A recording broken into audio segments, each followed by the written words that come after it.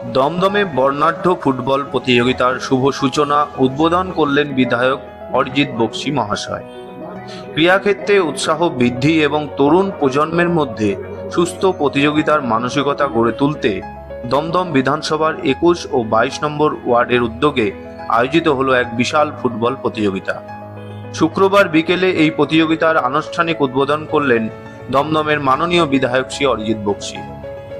এদিন স্থানীয় খেলার মাঠে আয়োজিত এই উদ্বোধনী অনুষ্ঠানে বিধায়কের উপস্থিতি ছিল দেখার মতো। প্রদীপ প্রজ্বলন করে প্রতিযোগিতার শুভ সূচনা করেন তিনি।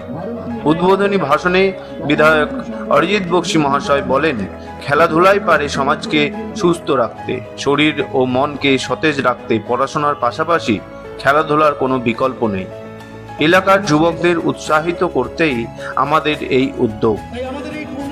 বিশেষ উল্লেখ্য যে এই দলীয় রাজনীতির ঊর্ধ্বে উঠে আয়োজিত ফুটবল প্রতিযোগিতার উদ্বোধনী অনুষ্ঠানে বিজেপির স্থানীয় নেতাকর্মীদের সক্রিয় ভূমিকা উপস্থিতি লক্ষ্য করা গেছে।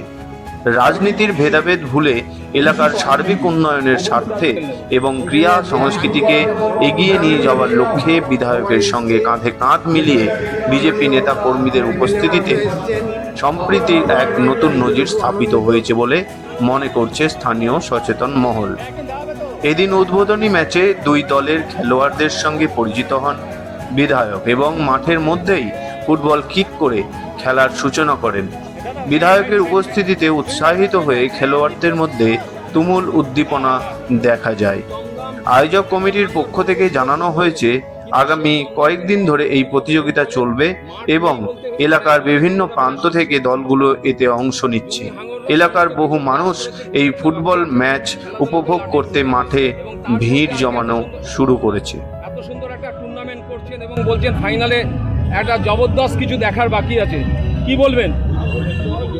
আমি তো বললামই যে দমদমের আমাদের লক্ষ্য, যেটা আমি আমার নির্বাচনী প্রচারের সময় বলেছিলাম, যদি এখানে রাজনৈতিক কোনো বিষয় নেই, এটা আমাদের দমদমের যুব সমাজের আগ্রহ যে দমদমের হৃত গৌরব পুনরুদ্ধার করতে হবে, এবং সেটা সব রকম অ্যাসপেক্ট থেকে। যেমন দমদম একসময় শিল্পে বিখ্যাত ছিল, সেই সম্ভাবনাও জাগিয়ে তুলতে হবে।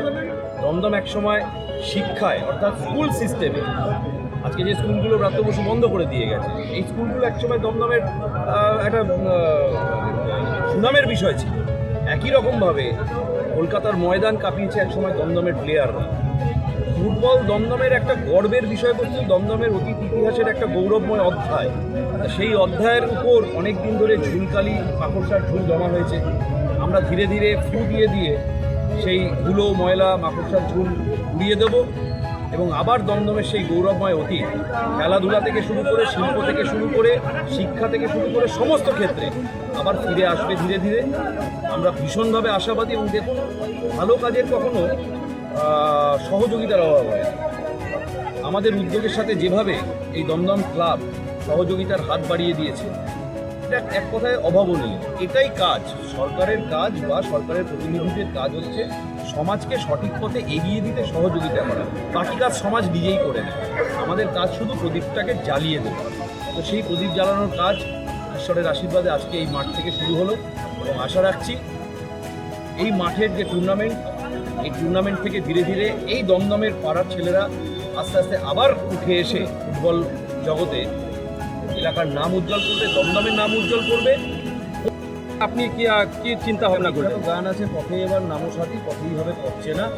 শেষের পরিকল্পনা করে শুরু করা যায় না কখন। পথ চলতে চলতে মানুষই পথ দেখিয়ে দেবে। এবং আমি বলছি, এই টুর্নামেন্ট থেকে যেটা শুরু হলো, এই টুর্নামেন্টের মধ্যে দিয়ে আগামী দিনে দমদমের আবার সেই নামকরা ঐতিহ্যশালী খেলোয়াড়দের আমরা ময়দানে সেই রকম বিশেষ ভূমিকাতেই দেখতে পাবো। খেলার কোনো নতুন কোনো মাঠ কিছু পাওয়া যাবে?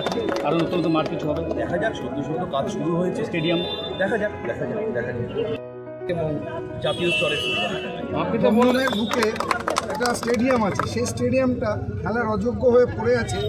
কোনো এক কলেজ সেটাকে নিয়ে বসে আছে। সে ব্যাপারে নতুন কিছু চিন্তা ভাবনা কিছু করছে? ঠিকই বলেছেন, কিন্তু স্টেডিয়ামটা যেহেতু দমদম বিধানসভার অন্তর্গত নয়, এটা রাজারহাট গোপালপুর বিধানসভার অন্তর্গত, তাই সেই বিষয়ে আমি কোনো বিস্তৃত কোনো ব্যাখ্যা বা কোনো কমেন্টে যাব না। রাজারহাট গোপালপুর বিধানসভার যিনি বিধায়ক রয়েছেন, অ্যাডভোকেট তরুণজ্যোতি তিওয়ারি, অসম্ভব উদ্যমী ছেলে, দারুণ এনার্জি এবং একটা ভিশন নিয়ে ও দলটাও করেছে এবং বিধায়কের ভূমিকাতেও অসাধারণ, মানে বলতে গেলে স্বীকার করতে কোনো বাধা নেই যে আজকের দিনে পশ্চিমবঙ্গের সবচেয়ে অ্যাক্টিভ বিধায়কদের মধ্যে একদম প্রথম সারিতে যে কটা নাম আছে তাদের মধ্যে অরুণজ্যোতি তিওয়ারি অগ্রগণ্য।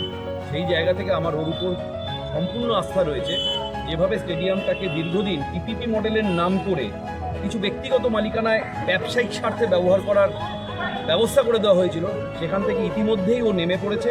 এবং কয়েকদিন আগে দেখেছেন আপনারা মিঠুন চক্রবর্তী মহাশয়কে সাথে নিয়ে আমি এবং তরুণ দুজনে সেই ময়দান, তার টেন্ট, তার স্টেডিয়ামের তলার যে ঘরগুলো, বিশেষত যে ঘরগুলোকে খেলা ছাড়া আর বাকি সব কাজে ব্যবহার করা হতো, আমি কী কাজে আর সেই ব্যাখ্যায় যাচ্ছি না, সুরেন্দ্রনাথ কলেজ থেকে শুরু করে সব জায়গাতেই সেই ব্যাখ্যা এমনিই দেখতে পাওয়া যাচ্ছে, তো আমি আর সেগুলো বলছি না। তো আমার যদি কোনো রকম সহযোগিতা লাগে সেই স্টেডিয়ামের উন্নতিকল্পে বা কোনো সদস্যের কোনো ভূমিকা নিতে, আমি সবসময় তরুণজ্যোতির সাথে পাশে থাকবো। এবং মিঠুনদারও একটা ওই স্টেডিয়ামটা নিয়ে একটা খুব বৃহত্তর পরিকল্পনা আছে, সেটা আগামী দিনে আপনি বলেন যে পরিকল্পনা